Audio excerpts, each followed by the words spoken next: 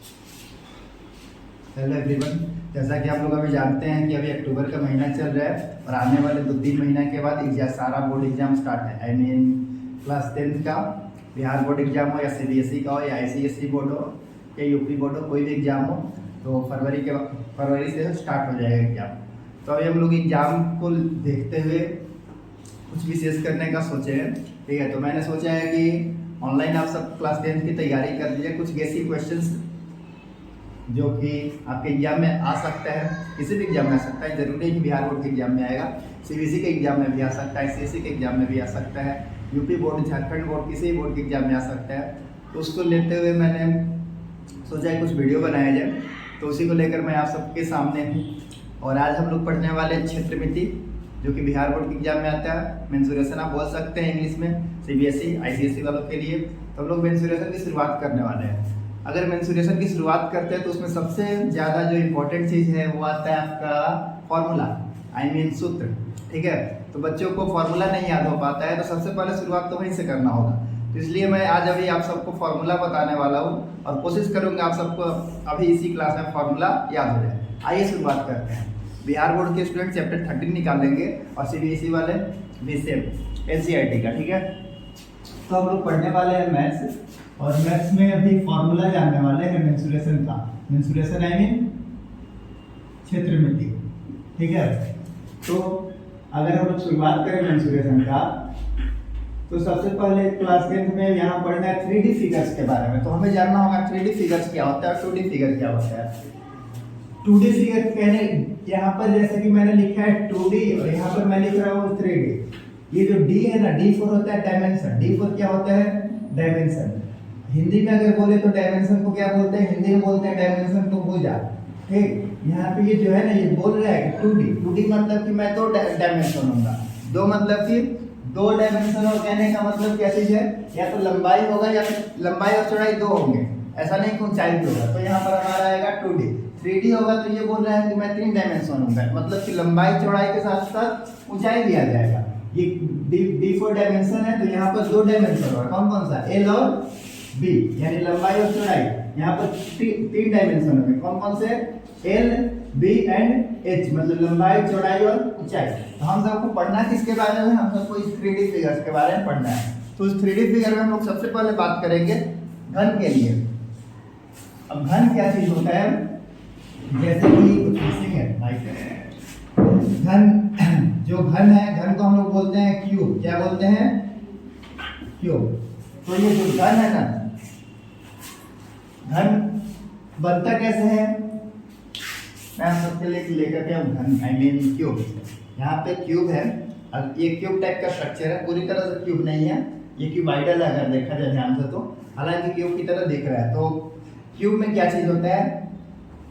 1 2 3 4 5 6 faces होते हैं। Faces क्या होते हैं? जहां पे आप किसी चीज को रख सकते हैं वो फेसेस हमारा कहलाएगा, मतलब सतह कहलाएगा। ठीक है, जैसे कि अभी मैं खड़ा हूं तो मैं सतह पर खड़ा हूं। आप लोग बैठे हुए हैं तो कोई सतह है, तभी आप लोग बैठे हुए हैं। अगर सतह नहीं होगा तो आप लोग गिर जाएंगे। ठीक है, तो यहाँ पे ये सतह है, प्रूव करके सतह है या नहीं है, कोई चीज आ रहा है या नहीं।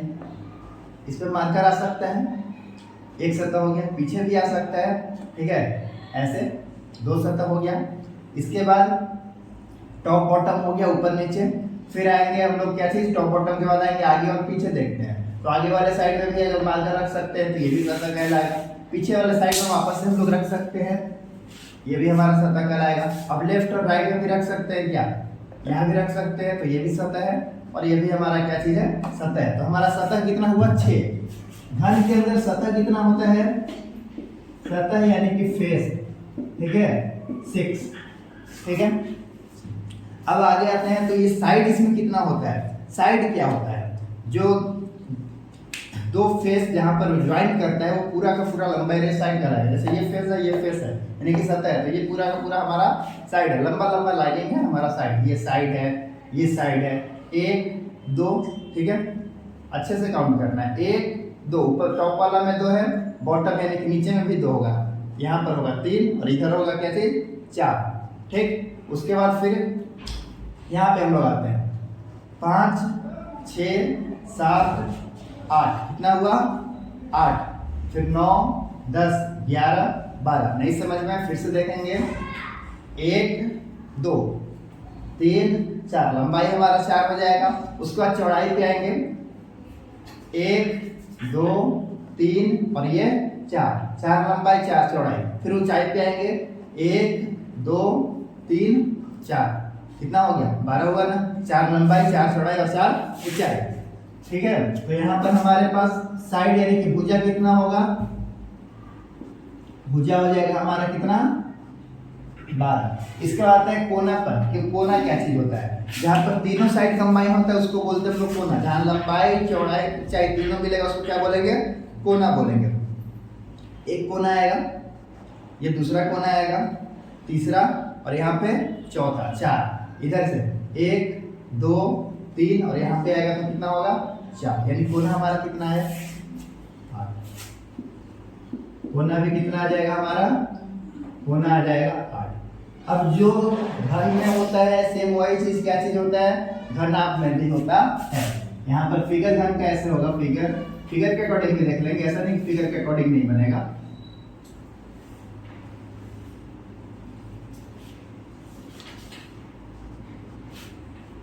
फिगर में अगर हमें क्या देखना है, फेस नहीं सॉरी, देखना है हमें साइड। 1 2 3 4, लंबाई 4 हो गया, दिख रहा है ना, 1 2 3 4 हो गया। उसके बाद फिर हम लोग क्या करेंगे, ऐसे वाला जितना हमें साइड दिया गया है 1 2 3 4, ये 4 हो गया। ठीक, फिर हम लोग ये जो हमारा टेढ़ा वाला लाइनिंग हमारा दिया है, फिर इसको देखेंगे 1 2 3 4, 12 हो गया। कोना जहाँ पे तीनों हमारा क्या करेगा, कंबाइन मिलेगा उसको, तो हमारा कितना कोना होगा 1 2 3 4 5 6 7 8। ठीक, समझ में आया।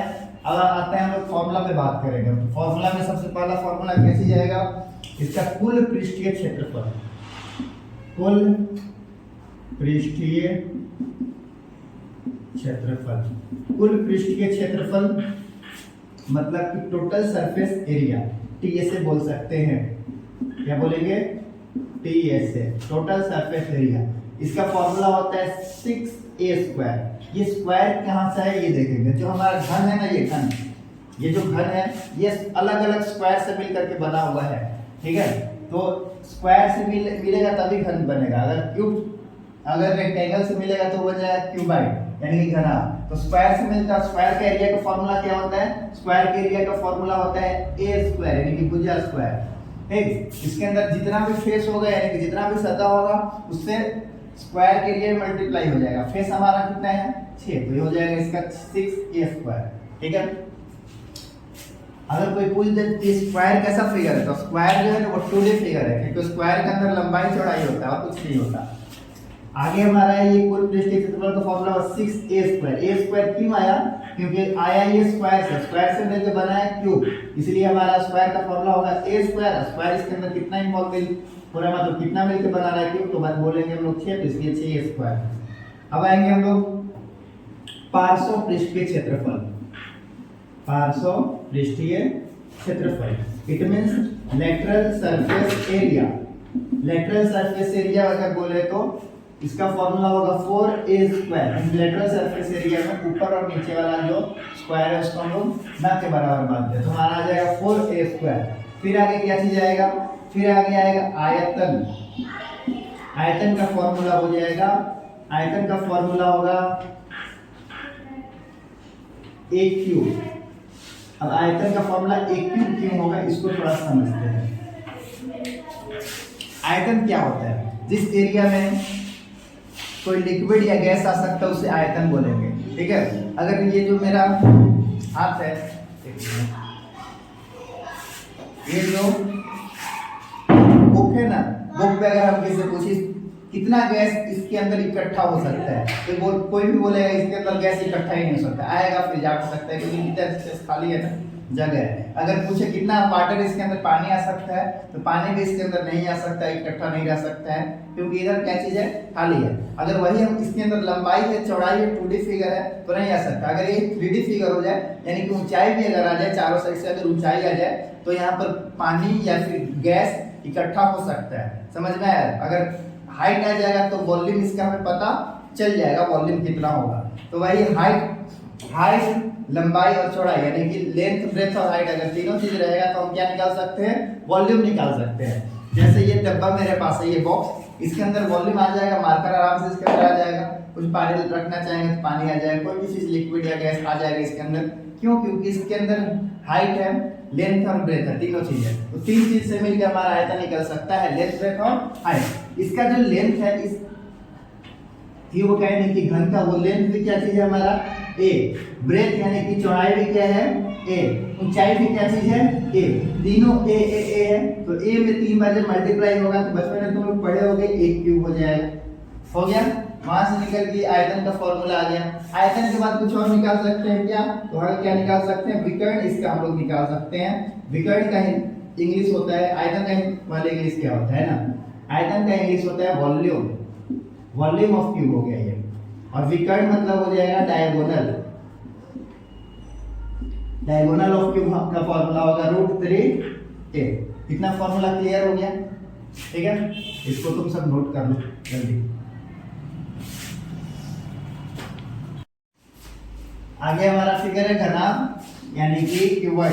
क्यूबॉइड के अंदर भी सेम वही होगा जो कि क्यूब के अंदर होता था। क्यूबॉइड का शेप और क्यूब का शेप लगभग सेम होता है।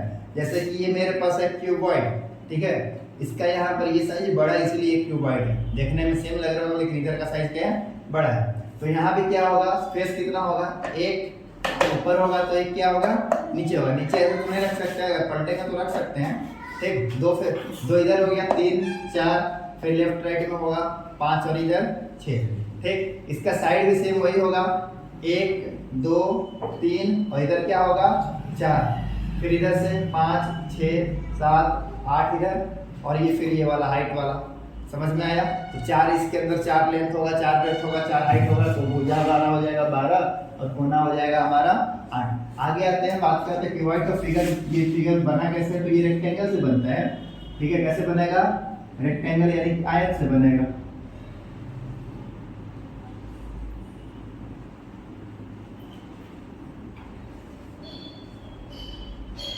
बना सकते हो तुम लोग, ठीक है। ये हमारा फिगर बनेगा, 4 लेंथ होता है, 4 ब्रेथ होता है, 4 हाइट होता है। इसका हमें निकालना रहेगा कुल पृष्ठीय क्षेत्रफल, कुल पृष्ठीय क्षेत्रफल। इसका कुल पृष्ठीय क्षेत्रफल निकलेगा 2LB + BH + HL। कुल पृष्ठीय क्षेत्रफल को इंग्लिश में बोल सकते हैं TSA। इसके बाद आएगा हमारा क्या चीज, 500 पृष्ठीय क्षेत्रफल, 500 पृष्ठीय क्षेत्रफल। इसको इंग्लिश में बोल सकते हैं हम लोग लैटरल, ठीक है, सरफेस एरिया। इसका आएगा फॉर्मूला क्या है, 2H × L + B, ठीक है, 2H × L + B। और इसका आएगा हमारे पास कैसे,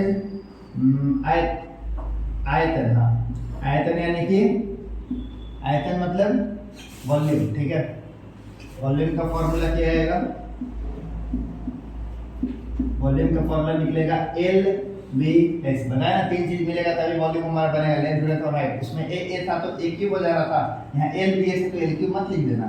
लेंथ अलग होगा, ब्रेथ अलग होगा, हाइट अलग होगा, लंबाई चौड़ाई ऊंचाई तीनों अलग अलग होगा। आयतन के बाद हमारा निकलेगा कैसे, फिर निकलेगा हमारा विकर्ण, ठीक है, विकर्ण। विकर्ण का फॉर्म, विकर्ण मतलब डायगोनल होगा, इसका फॉर्मूला होगा L² + B² + H² का रूट होगा। निकल गया। ये 4 फॉर्मूला नहीं याद रहेगा तो क्वेश्चन नहीं बनेगा, घनाभ का कोई भी क्वेश्चन नहीं बनेगा अगर ये 4 फॉर्मूला नहीं याद होगा तो। और ये 4 फॉर्मूला याद होगा तो क्वेश्चन बन जाएगा। उतार सकते हो जल्दी से।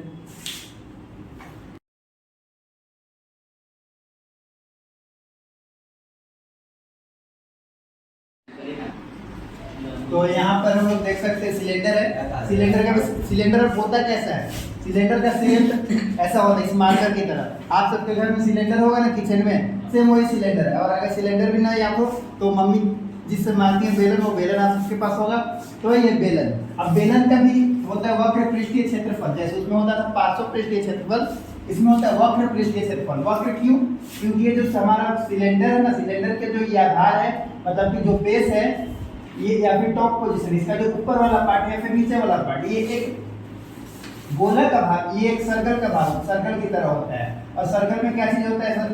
सर्कल में होता है त्रिज्या r, होता है ना। तो सिलेंडर के अंदर क्या क्या रहेगा? त्रिज्या नीचे में r रहेगा और यहाँ से यहाँ तक क्या रहेगा? हाइट यानी कि ऊंचाई रहेगा।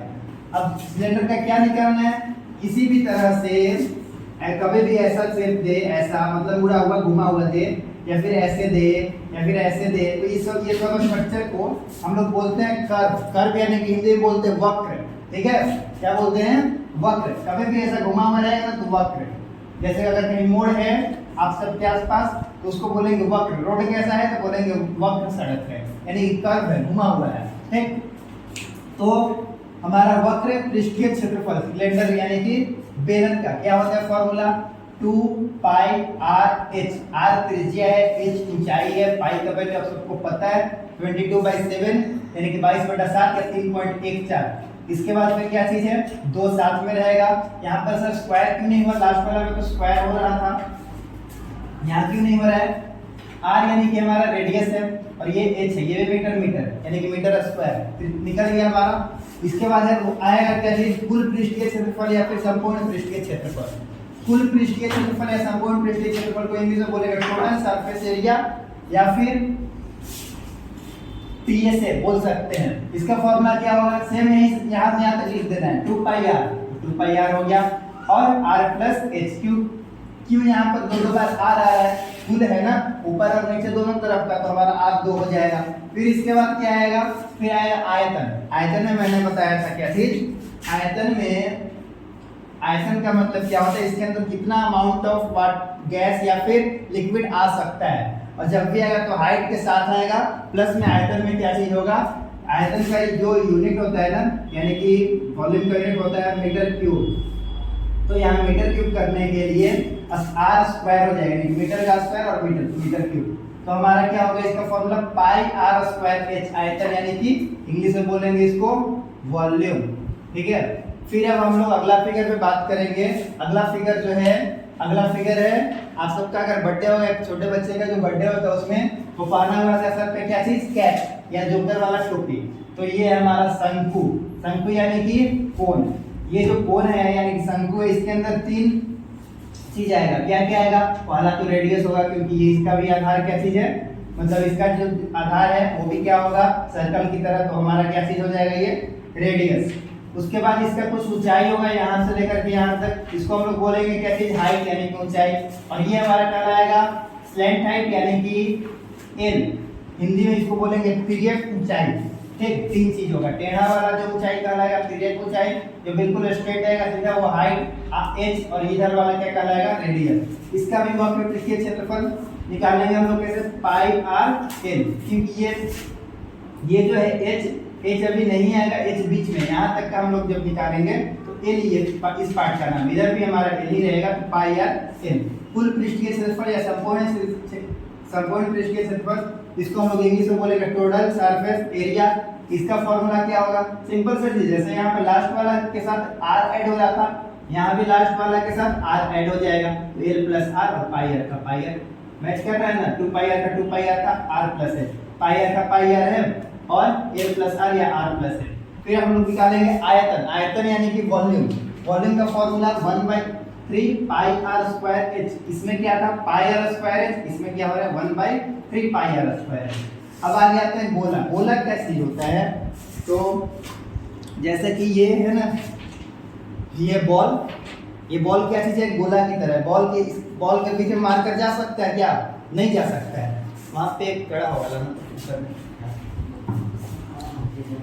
या फिर ये हमारे पास जो दिख रहा है, ये जो कड़ा है ये सर्कल की तरफ, जैसे कि इसके अंदर अगर हम लोग देखें तो ये मार्कर इसके अंदर नहीं जा सकता है, तो इसका शेप कहलाएगा गोलाकार, यानी कि ये है हमारा स्फेरिकल।